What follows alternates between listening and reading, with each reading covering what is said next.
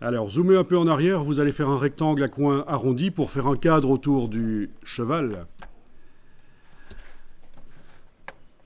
Vous allez faire un rectangle à coin arrondi. Alors, il faut savoir que dans Illustrator, des très vieux outils qui datent de la première version de Illustrator 1988 sont toujours là. Et au fur et à mesure de l'évolution de Illustrator, de nouveaux outils pour faire la même chose sont apparus et ces outils nouveaux sont mieux. Donc vous me dites que quand vous devez faire un rectangle à coin arrondi, vous utilisez l'outil rectangle à coin arrondi. Oui, pourquoi pas. Je vais le faire ici. Outil rectangle à coin arrondi. Je trace. Sans lâcher le bouton de la souris, c'est vrai qu'on a sur le clavier les flèches haut et bas pour modifier l'arrondi. Je suis en train d'appuyer sur la flèche qui va vers le haut. J'ai augmenté la valeur d'arrondi.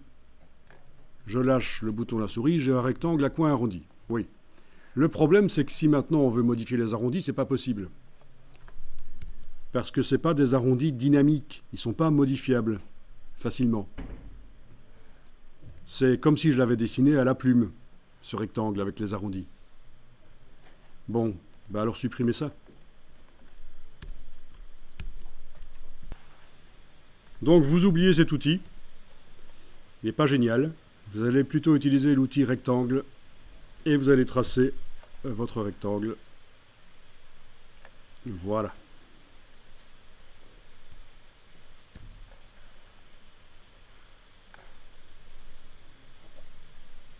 Et alors sur ce rectangle, vous allez chercher menu Effet spécial arrondi. Menu Effet spécial arrondi. Et vous avez une boîte qui s'ouvre. Vous enclenchez la case aperçue. Vous modifiez la valeur.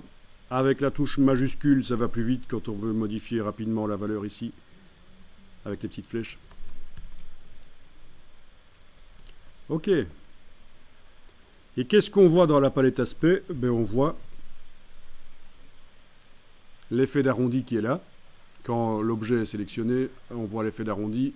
Si on clique sur lui, ben on peut remodifier l'arrondi tant qu'on veut. On peut aller remodifier ça. C'est dynamique.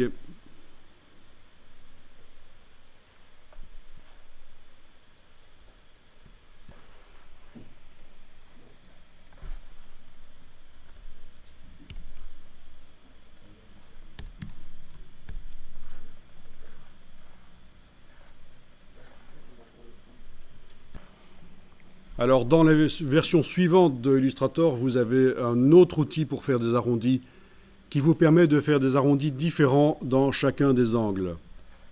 Vous verrez si vous utilisez une version plus récente de Illustrator qu'il y aura des petites pastilles qui seront au coin et c'est modifiable. Donc, mais dans cette version-ci, ça n'existe pas encore, ces arrondis dynamiques modifiables séparément pour chacun des angles. Donc il faudra faire avec ici cet outil-là seulement. Ce qu'on vient de faire, l'effet spécial arrondi. C'est déjà pas mal. Alors voyons un peu, vous avez un fond coloré sur votre rectangle. Qu'est-ce qui se passe si on va mettre un contour? Essayez de mettre un contour. Est-ce que vous avez comme moi le contour qui n'est pas arrondi? Bon, ben oui, c'est parce que sur le contour ici, il n'y a pas d'effet d'arrondi.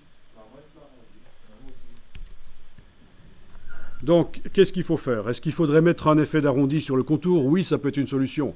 Mais une autre solution, c'est de sortir l'effet d'arrondi qui actuellement n'agit que sur le fond jaune, le sortir de là, le mettre ici pour qu'il agisse sur tout l'objet. Eh bien, je le fais ici. Je prends l'effet d'arrondi, je vais le mettre là, et voilà. Il est en dehors du fond et du contour, il agit sur tout l'objet. Donc c'est ça qui est génial avec la palette aspect. On peut avoir des effets qui agissent sur tout l'objet, mais on peut aussi avoir des effets qui n'agissent que sur certains fonds et certains contours. Ça dépend s'ils sont en dehors des fonds et des contours, comme c'est le cas maintenant, ou s'ils sont dedans.